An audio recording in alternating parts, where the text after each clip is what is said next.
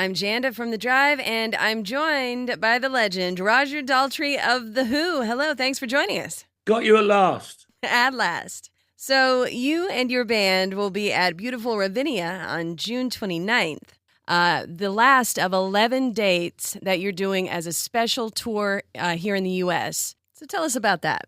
It's a mixture of different instrumentation, but I don't know really how to describe it. It's very, very different than anything I've done before. I call it the No Synthesizers Tour. The songs have to be a little bit different in terms of the arrangement because, as I understand it, you're taking, hits from The Who and from your own work and sort of reimagining them on this tour, and then including a sort of Q&A session with fans. Is that right? That's right, yeah. So the burning question from all your fans is going to be, how do I get my question to Roger Daltrey? Well, we have a box as you come in, and you can put your question in the box. We tip them all out in the dressing room beforehand and try and pick a few that we can have fun with the answers. I mean, because too many serious answers to questions, the audience would leave, and it would hold the show up too long. So it's all about trying to have fun and get some connection with my audience, which is just more than standing there singing songs to them. There's no pre-planning really involved other than, dumping all the questions out and then picking the ones that will fit the show that night. Well, you never know what will fit, but you try and pick ones out that you can have fun with. There are questions that are serious, and there are other questions where you can give semi-serious answers to that, lift people up rather than bore them to tears. And when you hear the way we present some of your familiar Who tracks, I've noticed I can kind of see the first 5-10 rows of my audience every night. Within seconds, there's huge smiles coming on their faces. It's really this whole show is about having a good night out. Go home happy. You have a cracking band, if you will, with you out here on the road for this tour, including Simon Townsend, Pete's brother, who has obviously been, you've played with him before. He's my soul brother. Yeah? I used to change his diapers. I go back that far with him. I'm sure he loves you going around telling that. So yeah, it's gonna be different. Guitar, bass, violin, right? Harmonica. Might you play the harmonica, Roger? I play a bit, but not much. My harmonica player puts me to shame. So going back to The Who, Roger Daltrey, The Who, I mean, you're one of the apex bands of the genre. I mean, it's a career that spans 60 years.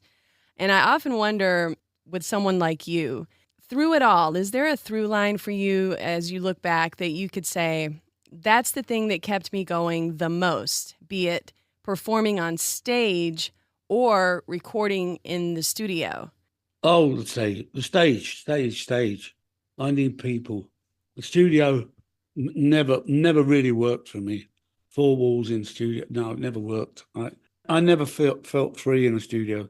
Can you remember the moment when you knew that The Who were going to be a success? I certainly remember the moment when I first had an inkling that we could become a success. And that was when Keith Moon joined. Within a week of Keith joining my band, I realized we had something different. We had something different than everybody else out there. When you think back to those times, there were so many bands. Everybody was in the band. We were never going to out rock and roll the Rolling Stones. They were fantastic. We used to support all those guys. Mm-hmm. We were never going to out pop the Beatles. There were the Kinks. There was all these other bands. But when Keith Moon joined, the little idiosyncrasies with our rhythms, the way our music that was then approached, even though we were playing similar songs to those guys, for some reason it clicked into a different space. It stopped being rock and roll and started to be rock music. It's when you find the last ingredient to making a great cake. And what a cake you made! I mean, really. I mean, the music speaks for itself. Well, really. It was. I mean, it was mercury into gold, really. Mm-hmm. Perfect. So at this point, you, Roger Daltrey. You know, you're a Rock and Roll Hall of Famer. You were awarded the CBE by Queen Elizabeth. You're a Kennedy Center honoree. I mean, is there anything, any stone unturned for you career-wise? Is there anything that you haven't done yet? I haven't produced my film of Keith Moon, Mm. which I'm in the process of doing. I'm looking for directors at the moment. I won't do the final draft of the script till I've got the director, because I need to work that with the director in mind. I desperately want to make that film because Moon was such an extraordinary character. He deserves it. Rather than just a biopic, I've got a real movie within the script. One of the main things would be, who do you get to play Keith Moon? I've got my eye on someone already, but anyway, we'll see. If I hope to get that made certainly next year. I know that you've been, that's something that you've been keen to get done for some time. And I get it that all of the ingredients for that one have to be completely in place. Well, the thing about it is I'm dealing with a period of time which was the most creative period of the whole 20th century.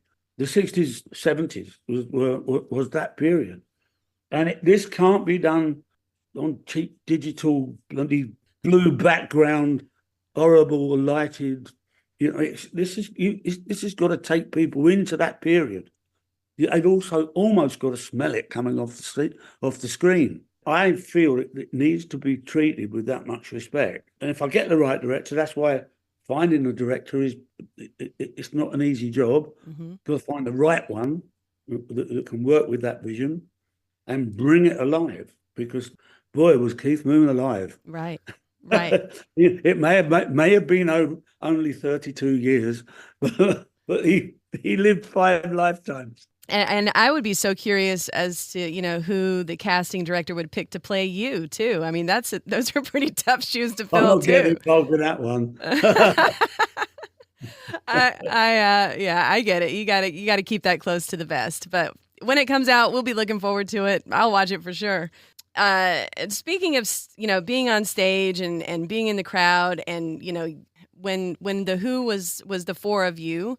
You know, your personalities were so different, but yet you always, not only were you super fit throughout that whole time, you know, when everybody else was raging and partying and doing whatever they do, but you also maintain, you know, you had a family, and it seemed like your life was a little different from the rest of the band. So I've often wondered how that was for you to juggle between the two.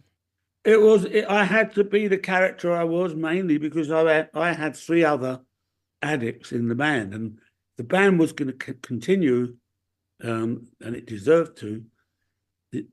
My only possible position to hold within it was the guy who kept them together, and you had to be straight to do that. There were tough times. It was hard. It used to exhaust me, absolutely exhaust. Singing's tough anyway, but you know, and Who songs, as any other singer will tell you, when they try to sing them, they go, how the hell did you do it?